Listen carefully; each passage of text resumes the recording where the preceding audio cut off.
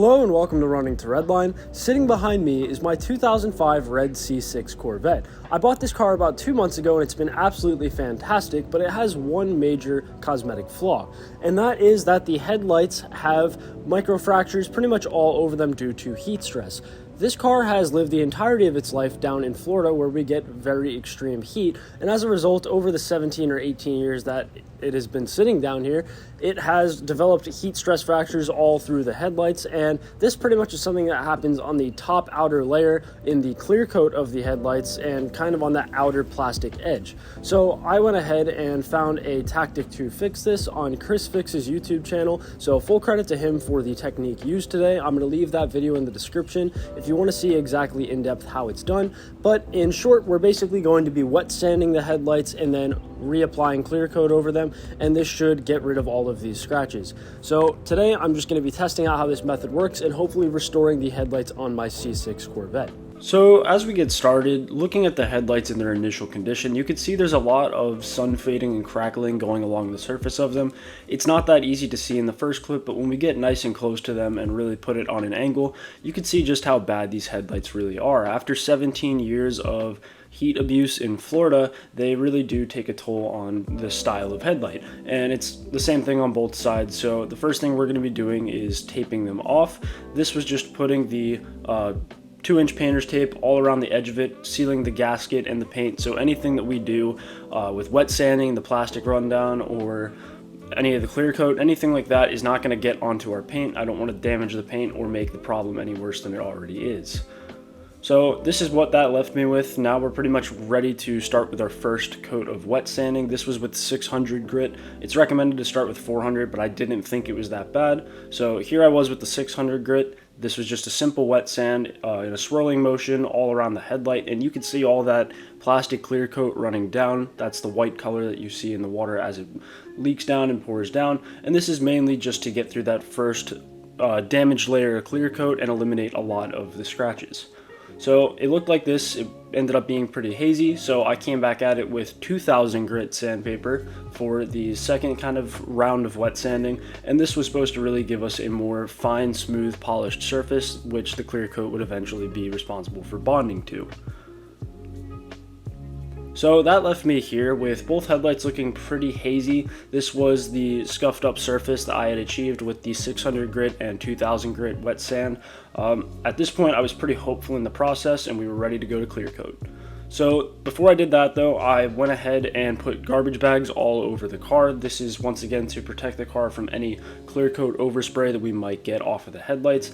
I went up pretty high towards the windshield as well, which might have been a little excessive, but the wind was blowing into my garage at the time, so I didn't want any overspray to get on my windshield or anything closer to the higher ends of the car.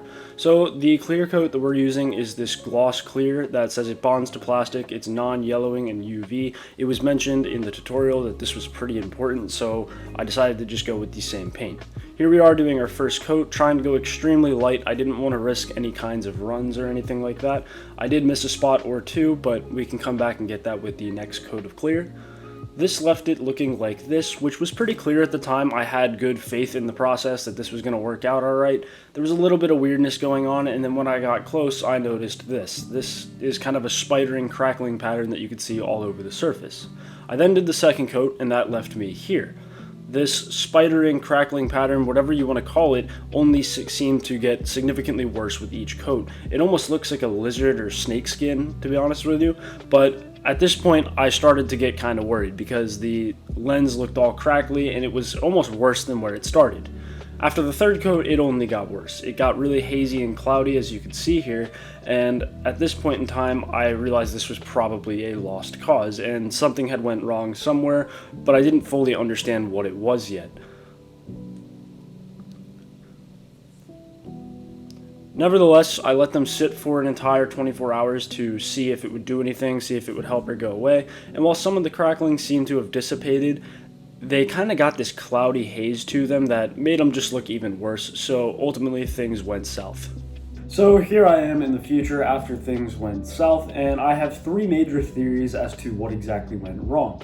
After researching a little bit, my first and what I think is the most likely theory is that alcohol, like rubbing alcohol, interacted and reacted with the clear coat. Right before I went to spray the first layer of clear coat, I had wiped both headlights down with some rubbing alcohol on a microfiber rag just to get rid of any of the remaining plastic that could be sitting on the surface from the wet sanding, so that the clear coat would have a nice and clean surface to bond to and be more likely to kind of stick to the headlight over time. Now, the problem with this is that I don't think I went back and wiped a lot of the alcohol that was on there off. I kind of just expected it to evaporate on itself, but I don't think it did that. I think some of it stayed behind, and as a result, when the clear coat got sprayed onto the headlight, instead of mating to the plastic, it was actually met with those trace amounts of alcohol that was on the surface, and as a result, it bubbled up, cracked, and reacted with it. And the reason I think that this is pretty plausible is that the crackling was only in certain spots in the headlights. It was not everywhere, but it was kind of almost in lines across it, and I suspect that's where the most alcohol was left behind, and maybe that's where that reaction occurred.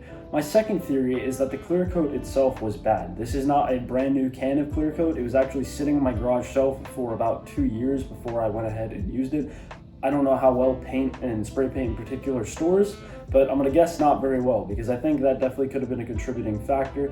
I shook it for a good 2 minutes before I sprayed it, so it was definitely properly mixed, but I wonder if maybe somehow the bonds in the paint had disintegrated over the time that it was sitting on the shelf.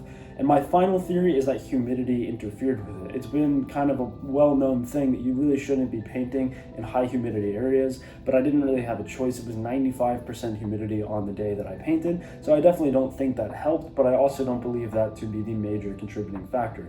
I think the most likely and plausible theory was the alcohol reacting with the clear coat, and if you know anything more about this or have any other theories as to why it happened, please let me know down in the comments so I can try and get a better understanding of what exactly went wrong if I ever want to do this in the future. Now, this was the cheap and easy method to fixing my headlights, and I didn't have a whole lot of faith in it.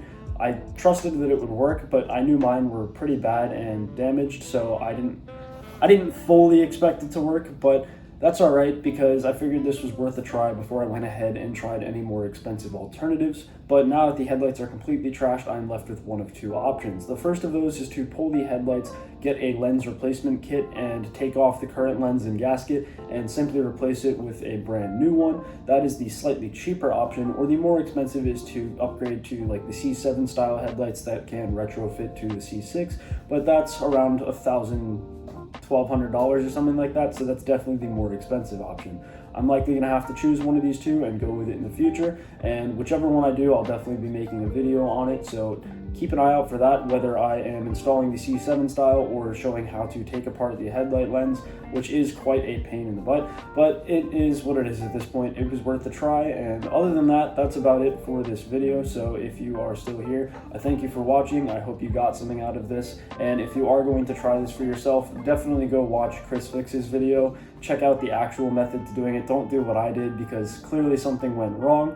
But anyways, best of luck, thanks for watching, and have a great day.